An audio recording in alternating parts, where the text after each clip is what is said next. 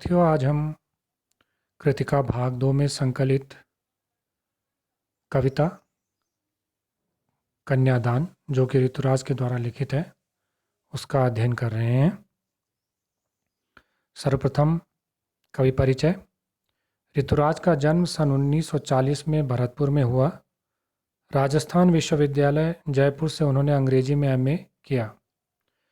40 वर्षों तक अंग्रेजी साहित्य के अध्यापन के बाद अब सेवानिवृत्ति लेकर वे जयपुर में रहते हैं। उनके अब तक 8 कविता संग्रह प्रकाशित हो चुके हैं, जिनमें एक मरण धर्मा और अन्य, पुल पर पानी, सुरत निरत और लीला मुखारविंद प्रमुख हैं। उन्हें सोमदत्त, परिमल सम्मान, मीरा पुरस्कार, पहल सम्मान तथा बिहारी पुरस्कार मिल चुके हैं। मुख्य धारा से अलग समाज के हाशिए मतलब जिनको किनारा कर देगा, उपेक्षित हैं, के लोगों की चिंताओं को ऋतुराज ने अपने लेखन का विषय बनाया है।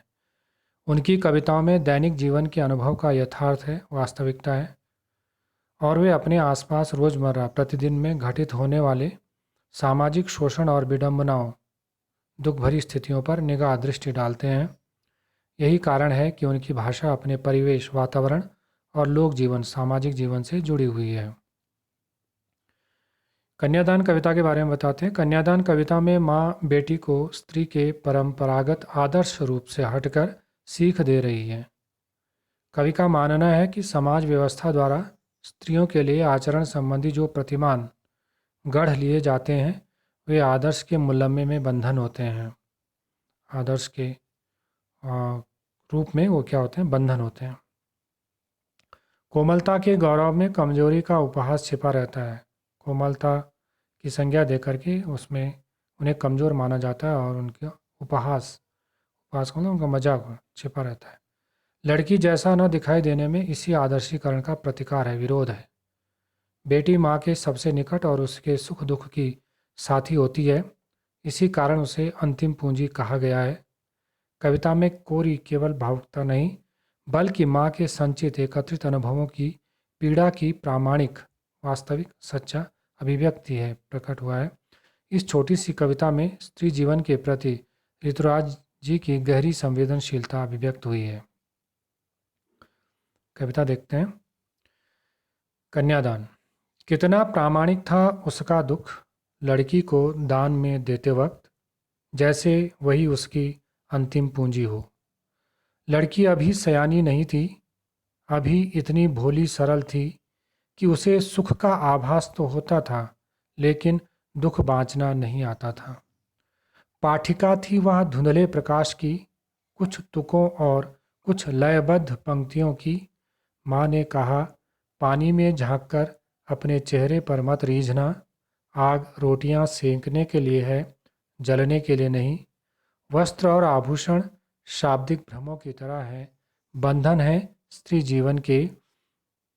माँ ने कहा, लड़की होना पर लड़की जैसी दिखाई मत देना। शब्दार्थ देख लेते हैं। प्रामाणिक का मतलब होता है सच्चा, वास्तविक, वक्त, समय। पूंजी, धन। सयानी, समझदार। आभास, अनुभव, महसूस होना, प्रतीत होना। बाँचना, कहना, पढ़ना या समझना। पाठिका, पढ़ने वाली। धुंधला, अस्पष्ट है, ठीक से न दिखाई देने वाला। लयबद्ध, लय से भरी हुई। माँ ने कहा, रीझना, हाँ, रीझना का मतलब प्रसन्न होना। आभूषण तो आप समझते हैं, गहने। शाब्दिक भ्रम, शब्दों का भ्रम या शब्दों द्वारा फैलाया गया संदेह। बंधन, बेड़ियाँ या रुकावटें। ये छोटी सी कविता है, लेकिन ये इसका शाब्दिक अर्थ हो गया। अब इसका हम भावार्थ देखते हैं। कितना प्रामाणिक था उसका दुख लड़की को दान में देते वक्त, जैसे वही उसकी क्या हो, अंतिम पूंजी हो। इस कविता में कन्यादान के समय माँ अपनी बेटी को परंपरागत जो स्त्री का आदर्श रूप है उससे हट करके सीख दे रही है। परंपरा में ये कहा जाता था कि हाँ भाई, वहाँ अपना सभी से अच्छा आचरण करना, किसी के सामने मुंह मत खोलना, जो भी होगा वो चुपचाप सहन कर लेना। वो उस समय कहा भी जाता था कि वहाँ जिस दहलीज पर तुम्हारी डोली है वहाँ से तुम्हारी अर्थी उठनी चाहिए। तो इस प्रकार एक परंपरागत की सब कुछ सहन कर लेना, ये जो परंपरागत जो स्त्री का एक आदर्श रूप है, उससे हट करके एक अलग सीख दे रही है। इसमें खाली केवल भावुकता नहीं है, बल्कि माँ ने जो अपने जीवन में अनुभव एकत्रित किए हैं, संचित किए हैं, उन अनुभवों की एक पीड़ा की, दुख की, जो उसने देखा है कि स्त्री जीवन को कितने कष्टों से, कितने उस पर कितने अत्याचार किए जाते हैं, ये अपने जीवन में उसने देखा है। उसकी एक सच्ची वास्तविक अभिव्यक्ति हुई है। जब माँ ने अपनी बेटी के विवाह के समय उसे विदा किया, कन्यादान दान में देते वक्त जब उसका कन्यादान किया, जब उसको विदा किया, तो ऐसा लगा जैसे वही उसकी क्या है, अंतिम पूंजी है। ऐसा लगा कि जैसे किसी ने अपने जीवन भर की पूंजी एकत्रित किए हुए, अब वो किसी को क्या कर रहे हैं, सौंप रहे हैं। ऐसा लगा कि जैसे उसने अपने जीवन भर की वो धन जो एकत्रित किया था, संचित किया था, उसे वह अब किसी को हस्तांतरित कर रही है। और उसको हस्तांतरित करते वक्त जो उसका दुख था, वो कितना प्रामाणिक था, कितना सच्चा था, कितना वास्तविक था। उसमें केवल भावुकता नहीं थी, संवेदना नहीं थी। बेटी माँ के बहुत अधिक निकट होती है। अपने सुख दुख को बेटी जो है वो माँ के साथ ही बांटती है। माँ की एक प्रकार से वो अंतरंग सहेली होती है। माँ भी उससे सारी बातें साझा करती है। अब इस कविता से यह भी लगता है कि शायद लड़की का पिता नहीं है और पूर्ण जिम्मेवारी माँ पर है, इसलिए उसे अंतिम पूंजी भी कहा गया है। उसको दान में देते वक्त उसे और भी दुख हो रहा है, क्योंकि अभी तक वही लड़की थी जो उसकी सुख दुख की साथी थी, जिसके साथ वह अपने सुख दुख बांटा करती थी। अब वह भी अपने ससुराल चली जाएगी, तो आ, उसका वह अकेला, उसका जो अकेलापन है, वो अकेलापन भी उसे क्या करेगा, दुख देगा। तो इसलिए उसका प्रामाणिक, उसका जो वास्तव में जो दुख था माँ का, एक माँ का जो दुख था वो प्रामाणिक था। दूसरी बात यह है कि माँ अपनी बेटी को बहुत उसकी बड़ी देखभाल करती है, बड़े ध्यान से देखभाल करती है। उसके सुख दुख का बहुत ध्यान रखती है, सुख का खास करके बहुत ध्यान रखती है। बड़े कह सकते हैं कि नाजो नखरों से वो पाली होती है। और अब वहाँ दूसरे घर जाएगी तो उसे लगता है कि अब उसको उसके साथ न जाने किस प्रकार का व्यवहार किया जाएगा। और दूसरी बात क्या है, क्यों माँ और ज़्यादा चिंतित है, कि लड़की अभी सयानी नहीं थी। सयानी का मतलब अभी वो समझदार नहीं थी। समझदार का मतलब उसे अभी जीवन का अनुभव नहीं था। यहाँ पर यह भी समझा जा सकता है इस पंक्ति से कि शायद कवि ने बाल विवाह की ओर भी संकेत किया है कि अभी अ, उसका उम्र विवाह के योग्य नहीं है, लेकिन फिर भी माँ ने उसे एक अपनी जिम्मेदारी समझते हुए अपने कर्तव्य को निभाने की शायद जल्दी कोशिश की है। इसीलिए कहा कि लड़की अभी सयानी नहीं थी, समझदार नहीं थी। हो सकता है कि दूसरी तरफ यह भी हो कि सयानी का मतलब समझदार है, अभी तक उस पर माँ ने कोई दुख नहीं आने दिया, पहले उस दुख को स्वयं झेला, उस तक उस दुख को पहुँचने ही नहीं दिया। अभी इतनी भोली और सरल थी। अब यहाँ पर भोली और सरल जो विशेषण उसके लिए, लड़की के लिए दिए गए हैं, उससे यही आभास होता है कि अभी लड़की छोटी है और उसे जीवन का क्या नहीं है, अनुभव नहीं है। कि उसे सुख का आभास तो होता था, वो इतनी भोली और इतनी सरल थी कि उसे ये तो पता लगता था कि सुख क्या होता है, सुख तो उसने महसूस किया था, ये प्रतीत होता था, लेकिन दुख बाँचना नहीं आता था। लेकिन उसे दुख पढ़ना या दुख समझना नहीं आता था, क्योंकि उसने कभी जीवन में कठिनाइयों का सामना ही नहीं किया, कभी उसने समस्याओं का सामना ही नहीं किया। माँ ने कभी कोई कठिनाई, कोई समस्या उसके सामने नहीं आने दी। लेकिन अब उसने एक नया जीवन शुरू करना है, तो उस पर बहुत सारी अपेक्षाएं ससुराल पक्ष से होती हैं, और उनके साथ उसने सामंजस्य भी बिठाना है। वह एकाकी है, अकेली है, क्योंकि यहाँ तो माँ उसके साथी थी, वह कहाँ, वह अपना दुख किससे बांटेगी। और उसे अभी जीवन का उतना अनुभव भी नहीं है, इसलिए माँ की चिंता है। लेकिन कुछ दुख बाँचना नहीं आता था। पाठिका थी वह धुंधले प्रकाश की। उसने अभी जो जीवन का पाठ पढ़ा था, वो जीवन का पाठ अभी उसने पूरी तरह पढ़ा नहीं था। उसके सामने वो अस्पष्ट था, धुंधला था, स्पष्ट था, ठीक से दिखाई नहीं दिया था उसको अभी कि जीवन किस तरीके का है। कुछ तुकों और कुछ लयबद्ध पंक्तियों की उसने अभी तक जीवन के संगीत का आनंद लिया था। अभी उसका जीवन जो है मधुरमय गीत की भांति था, जिसमें लयबद्ध सुख की जो लयबद्ध पंक्तियाँ थी, उन्हीं को उसने अभी तक क्या किया था, पढ़ा था। अभी दुख को उसने समझा ही नहीं था, अभी केवल उसने सुख अनुभव किया। माँ अब उसमें सीख देती है कि वो कहती है कि माँ ने कहा, पानी में झांक कर अपने चेहरे पर मत रीझना। आग रोटियां सेकने के लिए है, जलने के लिए नहीं। वस्त्र और आभूषण शाब्दिक भ्रमों की तरह है, बंधन है स्त्री जीवन के। थोड़ा सा ऊपर वाला एक बार और देख लेते हैं कि विदा के समय उस समय उसका माँ का उसका दुख कितना स्वाभाविक था, क्योंकि बेटी माँ से ही अपने सुख दुख की बात कहती है।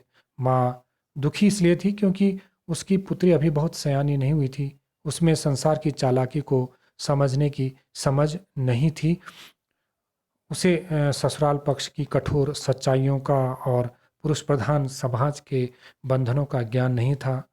उसमें इतनी सरलता तथा भोलापन था कि उसे सुख क्या है यह तो पता था, किंतु दुख किसे कहते हैं यह नहीं पता।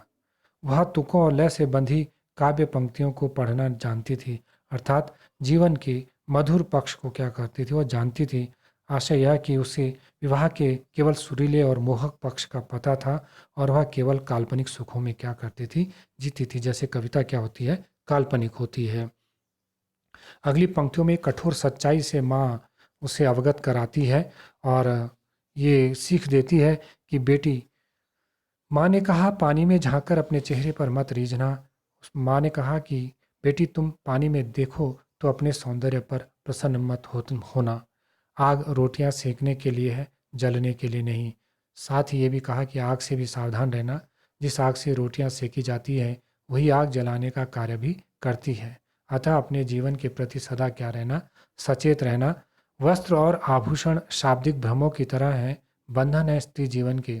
कहता है कि जो माँ ने बेटी को ये भी कहा कि जो आभूषणों के प्रति स्त्री का स्वाभाविक मोह होता है, उसकी वास्तव में कमजोरी होती है, और इस कमजोरी की सच्चाई का ज्ञान कराते हुए वह यह भी कहती है कि तुम वस्त्रों और आभूषणों के मोह में मत पड़ना।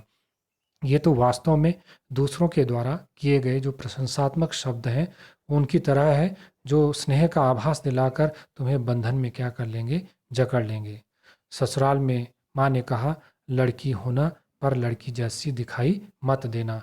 माँ ने कहा कि ससुराल में तुम बड़ा मर्यादा पूर्वक आचरण करना, ससुराल में रह करके तुम लड़की की तरह मर्यादा भरा आचरण करना, लेकिन एक सामान्य और कमजोर लड़की की तरह किसी के अत्याचार को सहकर दुर्बल मत बनना। तुम हमेशा, माँ ने कहा, कि लड़की होना पर लड़की जैसे दिखाई मत देना। ये पंक्तियाँ बहुत बड़े महत्व की हैं कि तुम हमेशा अपने प्रति होने वाले अत्याचार एवं शोषण का साहस पूर्वक होना। कहा कि लड़की को क्या समझा जाता है, कमज़ोर समझा जाता है, और उसका फिर शोषण किया जाता है। तो तुम उस शोषण का साहसपूर्वक क्या करना, विरोध करना। तुम्हारे पर जो अत्याचार एवं शोषण होंगे, उसका तुम साहसपूर्वक क्या करना, विरोध करना, ताकि लड़की को कभी क्या न समझा जा सके, कमज़ोर न समझा जा सके। माँ ने कहा, लड़की होना। माँ ने अपनी लड़की को सलाह दी कि तू मन से लड़की की तरह भोली, सरल और निश्छल रहना, परंतु लोग व्यवहार में क्या करना, सावधान रहना। अपनी सरलता प्रकट न होने देना, वरना लोग तुझे मूर्ख समझ करके या मूर्ख बना करके तेरा क्या करेंगे, शोषण करेंगे। पर लड़की जैसी दिखाई मत देना, यानी कि अपनी सरलता प्रकट न होने देना, वरना लोग तुम्हारा क्या करेंगे, शोषण करेंगे। यहाँ पर यह भी है कि सामान्य तौर पर माँ ने कहा, पानी में झांक कर अपने चेहरे पर मत रीझना। सामान्य तौर पर अपने सौंदर्य का लड़कियों को बंधन करके और अपने सौंदर्य पर थोड़ा सा नाज होता है, तो कहता है कि उस पर मत रीझना। और दूसरी पंक्ति है कि आग रोटियां सेकने के लिए है, जलने के लिए नहीं। यहाँ पर आपने देखा है कि किस प्रकार ससुराल में या लड़कियों को कई प्रकार की प्रताड़नाएं दी जाती हैं और कई बार उन्हें क्या किया जाता है, जला भी दिया जाता है। तो माँ समाज में व्याप्त जो रूढ़ियाँ हैं, जो जो सामाजिक अत्याचार हैं, उन अत्याचारों के प्रति भी माँ को सचेत कर रही है। जो जो दहेज प्रथा के लिए, दहेज प्रथा जो अभिशाप हैं, बहुत सारे अभिशाप जो समाज में हैं, स्त्री जीवन के लिए जो अभिशाप हैं, जिस प्रकार के अत्याचार उन पर किए जाते हैं, उन अत्याचारों के प्रति भी माँ बेटी को सचेत कर रही है कि आग रोटियां सेकने के लिए है, जलने के लिए नहीं। अर्थात वही आग है जिसका उपयोग हम सही तरीके से अपने लाभ के लिए करते हैं, अर्थात रोटियां सेकने के लिए करते हैं, वो जलने के लिए नहीं है। लेकिन ध्यान रखना कि उसी आग में लड़कियों को क्या किया जाता है, बहुओं को क्या कर दिया जाता है, जला भी दिया जाता है, उन पर अत्याचार किया जाता है। अतः इस चीज़ से तुम क्या रहना, सावधान रहना। वस्त्र और आभूषण ये स्त्री पक्ष की कमजोरी होती है। कहता है इनके लोभ में मत पड़ना, ये शाब्दिक भ्रमों की तरह तुम्हें अपने जाल में फैलाएंगे और वो एक बंधन है वास्तव में स्त्री जीवन के। उनके बंधन में पड़ करके स्त्री को क्या किया जाता है, उसका शोषण या अत्याचार किया जाता है। अंत में वही माँ ने कहा, लड़की होना पर लड़की जैसी दिखाई मत देना। अर्थात तुम लड़की हो ना, मन से सरल, भोली और सुशील आचरण करना, लेकिन लड़की जैसे दिखाई मत देना। लेकिन जब तुम पर अत्याचार हो या तुम्हारा शोषण हो, तुम पर किसी प्रकार का कोई अत्याचार किया जाए, तो तुम उसका डट करके क्या करना, विरोध करना। माँ ने उसे यह सीख दी। तो ये कविता हमारे समाज में व्याप्त जो स्त्री पर होने वाले अत्याचार हैं, उन अत्याचारों के प्रति भी कवि ने एक प्रकार से संकेत किया है और सचेत किया है। धन्यवाद।